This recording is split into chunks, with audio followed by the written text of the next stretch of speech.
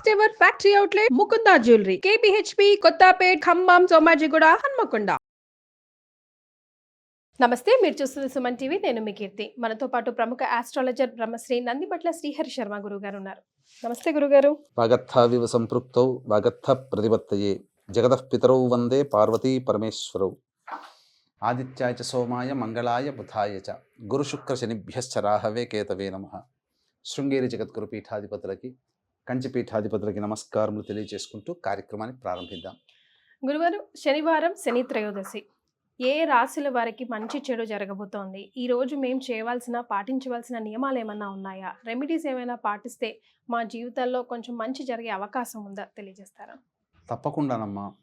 ఇప్పుడు ఈ శని త్రయోదశి ప్రతి సంవత్సరం ఒక 3-4 సార్లు అయినా వస్తుంటాయమ్మా. కానీ ధనుర్మాసంలో వచ్చే శని త్రయోదశి చాలా ప్రత్యేకమైంది, ప్రభావవంతమైంది. ఎందుకనంటే విష్ణు భగవాని కోసమే ఉన్నటువంటి మాసం ధనుర్మాసం. అట్టి విష్ణు భగవాని తోడలుడైనటువంటి శని త్రయోదశికి చాలా ప్రత్యేకత ఉంటుందమ్మా. ఇది ఈ జనవరి 11వ తారీఖు రోజున వస్తుంది.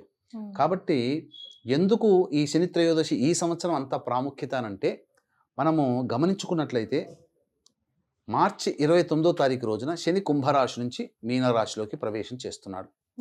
ఏమవుతుంది? మకర రాశి వారికి శని దోషం పోతుంది.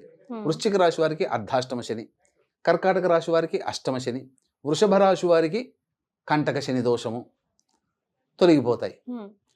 కొత్తగా ఏప్రిల్ నుంచి మార్చి 29వ తారీఖు నుంచి మేషరాశి వారికి ఏలిన నాటి శని, ధనుస్సు రాశి వారికి అర్ధాష్టమ శని, సింహరాశి వారికి అష్టమ శని ప్రారంభమవుతాయి.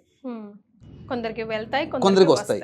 కానీ వీళ్ళందరూ కూడా సంతోషపడాల్సిన, పోయిన వాళ్ళు శని దోషం పోయిందని చెప్పి సంతోషపడాల్సిన అవసరం ఏం లేదమ్మా. అయ్యో, కొత్తగా ప్రారంభమైన వాళ్ళు అయ్యో మనకు శని ప్రారంభమవుతుందని భయపడాల్సింది కూడా లేదు. ఎందుకంటే జూలై 8వ తారీఖు రోజున మీనరాశిలో శని భగవానుడు మళ్ళీ వక్రీకరిస్తున్నాడు.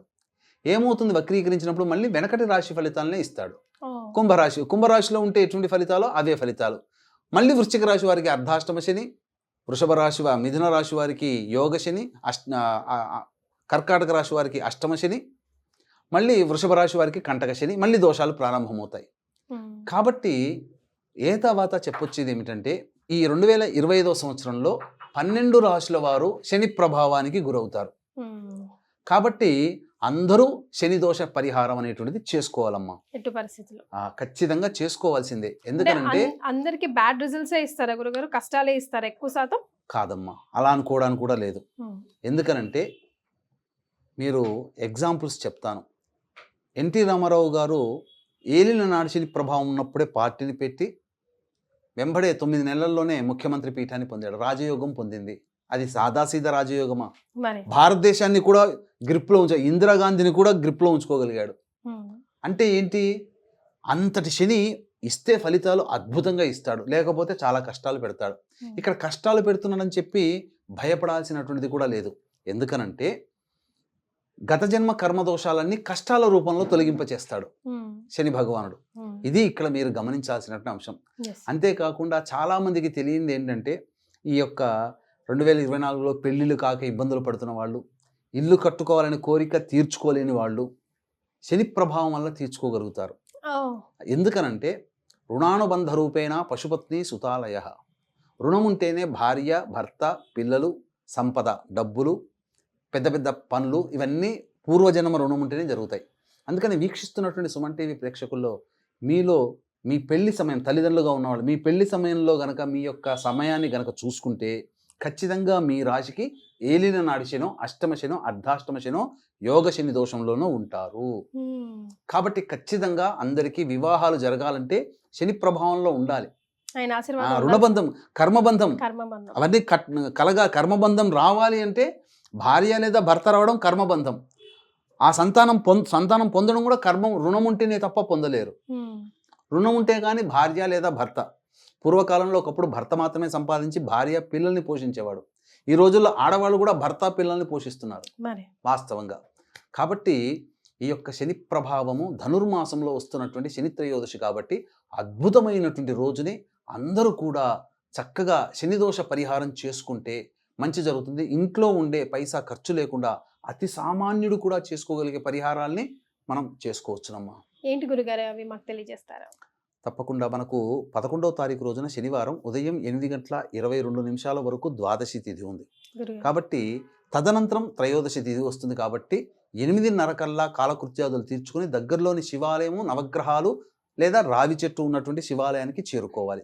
నవగ్రహాలు ఉంటే గురుగారు, శనివారం రావి చెట్టుకి మరింత పవర్ వస్తుంది అంటారు కదా. అవునమ్మా, పవర్ వస్తుంది. కాబట్టి మొట్టమొదటిగా మీనం మేషం, కర్కాటకం సింహం, వృశ్చికం ధనుస్సు, ఈ 6 రాశుల్లో జన్మించినటువంటి వారు రావి చెట్టు చుట్టూ నారాయణాయ నమః అంటూ 27 ప్రదక్షిణలు చేసి తూర్పు వైపు ఫేస్ పెట్టి విష్ణు అష్టోత్తరం 3 సార్లు పారాయణం చేసి వెంట తెచ్చుకున్నటువంటి గ్లాసు చెంబు నీళ్లు ఆ రావి చెట్టు మొదట్లో వేసి తదనంతరం నవగ్రహాల దగ్గరికి వచ్చి మళ్ళీ శివాయ నమః అంటూ 27 ప్రదక్షిణలు చేయాలి. తదనంతరం ఆ యొక్క శనీశ్వరుడికి నల్ల నువ్వుల నూనెతో అభిషేకము, నల్ల నువ్వుల నూనెతో దీపారాధన, 8 నల్ల నువ్వుల లడ్డూలు పెట్టి నైవేద్యంగా పెట్టి వెనక్కి తిరిగి చూడకుండా ఇంటికి వచ్చేయాలి. అదే వృషభం, మిథునం, కన్యా, తుల, మకరం, కుంభం ఈ రాశులలో జన్మించినటువంటి వాళ్ళు రావి చెట్టు చుట్టూ శివాయ నమః అంటూ 27 ప్రదక్షిణలు చేసి నవగ్రహాలకు దగ్గరికి వచ్చి శివాయ నమః అంటూ 27 ప్రదక్షిణలు చేసి శనికి తైలాభిషేకం, నల్ల నువ్వుల నూనెతో దీపారాధన, 8 నల్ల నువ్వుల లడ్డూలు నైవేద్యంగా పెట్టి వెనక్కి తిరిగి చూడకుండా ఇంటికి రావాలి. వీలుంటే ఆ రోజంతా ఉపవాసం ఉండవచ్చు లేదా భోజనమైనా చేయవచ్చు, తప్పు లేదు. ఇక భోజనం చేసిన 4 గంటలకల్లా అది అరిగిపోవాలి. అంటే మధ్యాహ్నం 12 గంటలకల్లా భోజనం చేయాలి. ఇక 1:18 నుంచి 2:18 మధ్య కాలంలో శనిహోరం ఉంటుంది. ఆ రోజున మానసిక వికలాంగులకి, పారిశుద్ధ్య కార్మికులకి, శారీరక వికలాంగులకి, అలాగే వృద్ధాశ్రమాల్లో ఉన్న వాళ్ళకి పండ్లు, ఇతర పదార్థాలు, పారిశుద్ధ్య కార్మికులకైతే కిచెన్ సామాన్లు, వండుకోవడానికి తగినన్ని సామాన్లు, లేదు కనీసము వారికి ఎవరికైనా 10 రూపాయలు ఛాయ్ తాగమని దానం చేయండి. ఆ సమయంలో చేస్తే మహా విశేషం. ఇంకా సమయం ఉంటే ఆ యొక్క శనిహోరలో ఉన్నప్పుడే కాలభైరవాష్టకము, హనుమాన్ చాలీసా మరియు కాళీ కవచం ఈ 3 వీలైనసార్లు పారాయణం చేయండి. ఇక మధ్యాహ్నం 12 భోజనం ఎలాగో చేస్తారు, లేకపోతే ఉపవాసం ఉంటే చాలా మంచిది. ఆ రోజు సాయంత్రం 5:22 సూర్యాస్తమయం అవుతుంది. కాబట్టి 4 గంటలకల్లా లేదా 4:30 శివాలయానికి చేరుకోవాలి. వీక్షించేటువంటి ప్రేక్షకులకి గమనిక, ఈ యొక్క భోగి పుష్యమాసము పౌర్ణమి తిథి సోమవారం ఆరుద్ర నక్షత్రం కలిసి వచ్చినటువంటి అలభ్య పుణ్యతిథి రోజున జాతకరీత్యా కలుగు విద్య, వివాహ, ఉద్యోగ, దాంపత్య, సంతాన, అనారోగ్య సమస్యలకు శనిదోష పరిహారానికి 12 రాశుల వారికి గత జన్మ కర్మదోషాలు తొలగడం కోసం సర్వదోష నివారణ పూజల హోమాలు పర్ హెడ్ 1500 రూపాయలకి చేయించడం జరుగుతుంది. మధ్యాహ్నం 3 గంటలకి ప్రారంభమవుతుంది. 1 గంట లోపల మీ గోత్రనామాలు నమోదు చేసుకోవచ్చు. అవకాశం ఉన్న వాళ్ళు కార్యక్రమ తదనంతరం కాంటాక్ట్ చేసి గోత్రనామాలు నమోదు చేసుకోవచ్చు. ఇక శివాలయానికి చేరుకున్న తర్వాత శివాలయంలో అప్పుడు లోపల అంతరాలయం ఉంటుంది. అక్కడ ఎవరు అభిషేకాన్ని చేయనియరు. కాబట్టి మళ్ళీ నల్ల నువ్వుల నూనెతో శివుడికి అభిషేకం జరిపించి, నల్ల నువ్వుల నూనెతో శివునికి అభిషేకం జరిపించి నీలిరంగు పుష్పాలు, శంకు పుష్పాలు లేదా నీలిరంగు చామంతి పుష్పాలతో అర్చన చేసేసి అప్పుడు తర్వాత ఆ యొక్క చంద్రుడు ఉంటాడు, కొద్దిగా కనబడతాడు, చంద్రుడికి నమస్కారం చేసుకొని ఇంటికి వచ్చి భోజనం చేస్తే సరిపోతుందమ్మా. ఈ పరిహారాలు గనక పాటించినటువంటి మానవులకి శని దోషము చాలా తొలగిపోతుంది. అంటే ఇక్కడ ఏంటనంటే, ఇక్కడ మనము ఒక ఉదాహరణ చెప్పుకోవాలి. మనము జాబ్ చేస్తున్నాం, ఇప్పుడు మీరు జాబ్ చేస్తున్నారు. మీ పై బాసు ఎప్పుడు కనబడ్డా విష్ చేస్తుంటారు, గుడ్ మార్నింగ్ సార్ అట్లా చెప్తుంటుంటారు. ఎందుకు చెప్తారు? అది విధానము. తర్వాత చక్కగా అభిమానంగా ఎప్పుడైనా పలకరించినా మాట్లాడతారు. అంటే దీని అర్థం ఏంటి? ఇక్కడ గమనించుకోవాల్సింది ఏంటంటే, మీరేదైనా పొరపాటు చేసినప్పుడు మీరు అతని యొక్క అభిమానాన్ని చూరగొన్నారు కాబట్టి మందలించి, అమ్మ ఇది తప్పమ్మా, ఇట్లా చేయకూడదమ్మా. అదే మీరు అతన్ని పట్టించుకోకుండా ఉన్నారనుకోండి, అహంకారం ఏమో అని చెప్పి మిమ్మల్ని దండించి చిన్నదానికి కూడా పెద్దగా దండన చేస్తాడు. ఎక్కడైనా జరిగేది ఇదే కదా. అలాగే మరి సాటి మానవుడికే మనం అట్లా చేస్తే భగవంతుడమ్మా. కాబట్టి అవసరమైన సందర్భంలో అవకాశం వచ్చినప్పుడల్లా ఆ శనీశ్వరుణ్ణి ఆరాధించే సమయాన్ని, అవకాశాన్ని వదులుకోకూడదు ఎవ్వరు కూడా. అప్పుడు ఏమవుతుందంటే, మనకేదైనా ఆయన దశ జరుగుతున్న సందర్భంలో అప్పుడు ఖచ్చితంగా మన పాలిట మిత్రుడిలా ఉంటాడు, శత్రువులాగా ఉండి మనల్ని కష్టపెట్టాడు. ఆ విధంగా చేసుకోమని ఆ భావంతో చేసుకుంటే శనిదోషం ఉన్న రాశులైనా శనిదోషం లేని రాశుల వాళ్ళైనా గత జన్మ కర్మదోషం తొలగిపోవాలంటే శని భగవానుడే. కాబట్టి శని త్రయోదశి రోజున అందరూ ఈ నియమాల్ని పాటించవచ్చు. లేదు ఈ చేసుకోగా మళ్ళీ మాకు మంత్ర సహాయము దైవానుగ్రహం కావాలి అని అంటే మనం చేస్తున్నటువంటి భోగి రోజున పండగ రోజున చేస్తున్నటువంటి కార్యక్రమంలో గోత్రనామాలు నమోదు చేసుకోవచ్చు. మరి శనివారం శని త్రయోదశి రోజు ఈ పనులు చేస్తే గనుక శని అస్సలు ఒప్పుకోడు, దండించి తీరుతారు అనే పనులు ఏవైనా మేము చేయకూడదు అంటే సూచించండి గురుగారు. కాబట్టి తెలిసి తెలిసి తెలియక కింద స్థాయి ఉద్యోగస్తులు ఎవరైతే ఉంటారో వాళ్ళని ఏనాడు కూడా చులకనగా చూడకూడదు. Point number 1. పాయింట్ నెంబర్ 1, శని ప్రభావానికి సంబంధించి శనివారం నాడు కానీ శని త్రయోదశి రోజున కానీ మద్యపానము, మాంసాహారము మరియు బ్రహ్మచర్యాన్ని పాటించాలి. మద్య మాంసాలు ముట్టుకోకూడదు. శనివారం రోజున ప్రత్యేకంగా అసత్యము ఆడకూడదు. ఖచ్చితంగా ఇంట్లో దీపారాధన చేసి తీరాల్సిందే. ప్రతిరోజు సూర్యోదయం కంటే ముందే లేచి కాలకృత్యాదులు తీర్చుకోవాలి. వీలు కాని పక్షంలో గురువారం రోజు, శనివారం రోజు, ఆదివారం రోజు సూర్యోదయం కంటే ముందే లేచి కాలకృత్యాదులు తీర్చుకోవాలి. ఈ నియమాలు పాటించాలి. తప్పకుండా సాధ్యమైనంత వరకు అసత్యము ఆడకూడదు, దొంగతనము చేయకూడదు.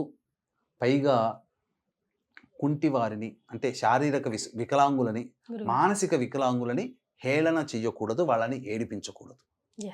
ఈ పారిశుద్ధ్య కార్మికుల్ని విసుక్కోకూడదు, కసురుకోకూడదు. ఇవి చేస్తే గనక మంచిది. ఇంకా ముఖ్యంగా దేవాలయంలో చీపురు దానం చేస్తే చాలా విశేషం అమ్మా. దేవాలయానికి ఊడడానికి చీపురు దానం చేయండి. మీరు కొనిచ్చిన డబ్బులతో ఆ దేవాలయం శుభ్రమవుతుంటే దేవతాశక్తి అనుగ్రహం మీకు కలుగుతుంది. లక్ష్మీ బాధలు తొలగిపోతే లక్ష్మీ కటాక్షం కలుగుతుంది. చాలా సంతోషం గురుగారు, ధన్యవాదాలు. సర్వం శ్రీ ఉమామహేశ్వర పరబ్రహ్మార్పణమస్తు.